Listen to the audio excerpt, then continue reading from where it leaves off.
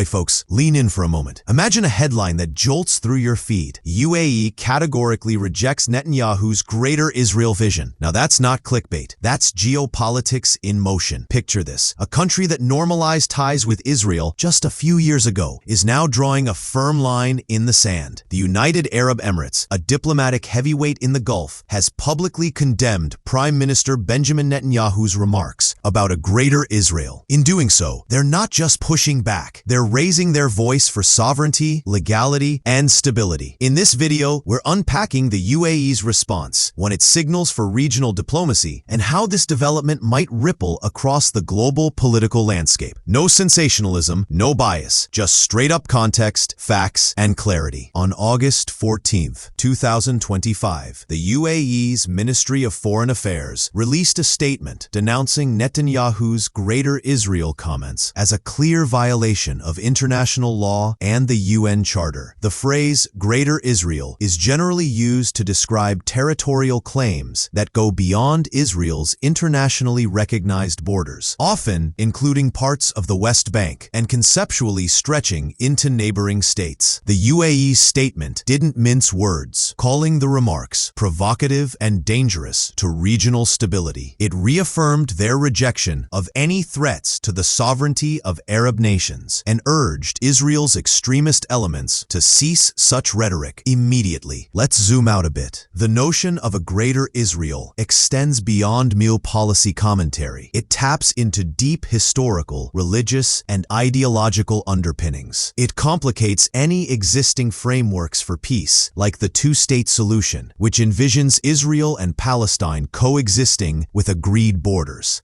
When a neighboring nation like the UAE, which entered into normalization under the Abraham Accords, speaks out so forcefully, it underscores a broader consensus across the Arab world. Expansionist talk isn't acceptable. This wasn't just the UAE commenting in isolation. The Arab League and several Gulf countries swiftly echoed the concern. Leaders described Netanyahu's words as extremist, arrogant, and a direct challenge to Arab sovereignty and international norms. Some called it a serious threat to collective Arab national security that risks igniting further escalation instead of calming tensions. The Organization of Islamic Cooperation also registered strong disapproval, calling the rhetoric an aggression against state sovereignty. So why is this so significant? Remember, the UAE signed the Abraham Accords with Israel in 2020, marking a major diplomatic shift. That move was seen as a breakthrough in Arab-Israeli relations, emphasizing dialogue, trade, and normalization. But today's statements remind us that normalization doesn't mean unconditional agreement, especially when fundamental principles like territorial integrity are at stake. The UAE is signaling normalization is no substitute for justice or peace. On top of that, the UAE has reinforced its support for the two-state solution, reaffirming that peace is anchored on a sovereign, independent Palestine coexisting next to Israel. Their official remarks stressed that any post-war governance of Gaza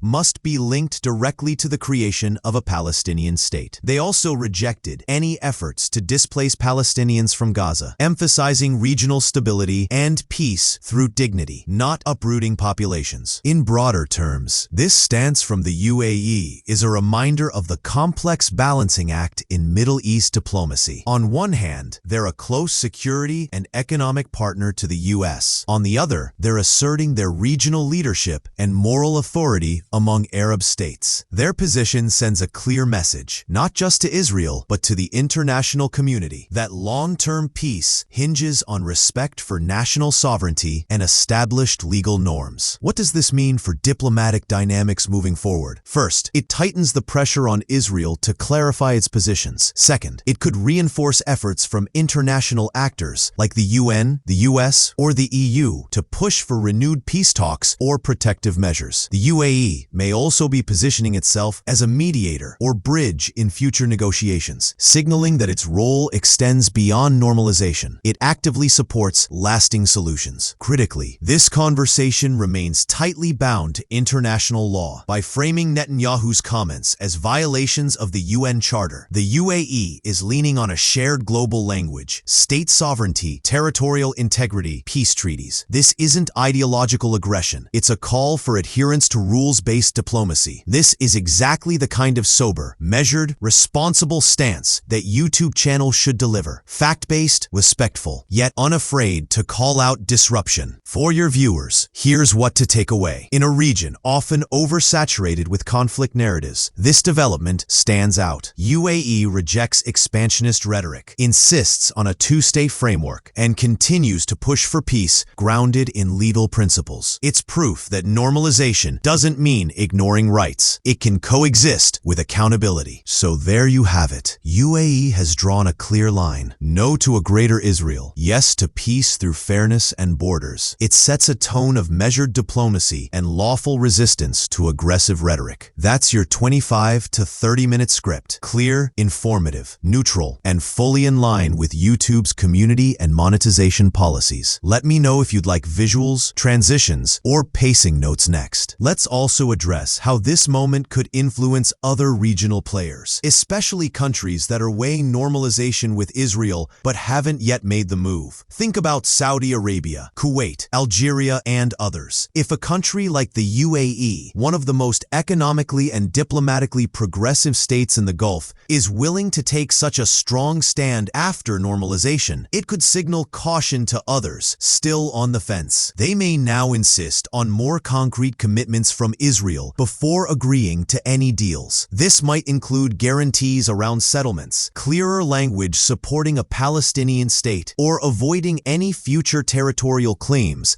like those implied in the Greater Israel narrative. In that sense, Netanyahu's words may have had the opposite effect of what he intended. Instead of demonstrating Israeli strength or long-term vision, they've reopened doubts about Israel's commitment to peaceful coexistence, and that can reshape diplomacy in subtle but meaningful ways across the region. Bottom line, this isn't just about Israel and the UAE. It's about how trust is built or broken in a very delicate part of the world. And for viewers in the US or Western countries wondering, why does this matter to us? Here's the answer. Stability in the Middle East affects global oil prices, trade routes, and international security frameworks. The Abraham Accords were supported heavily by the US as a cornerstone of peaceful cooperation, and now those same agreements are being tested. If normalization is perceived as one-sided or insincere, it could weaken US diplomatic influence in the region. It also puts more pressure on American foreign policy to mediate between longtime allies like Israel and Gulf nations who are now publicly diverging on fundamental values. So when UAE stands up and says, "We reject this vision," it doesn't just shift Middle Eastern dynamics. It challenges the assumptions behind US-backed diplomatic strategy. It raises serious questions.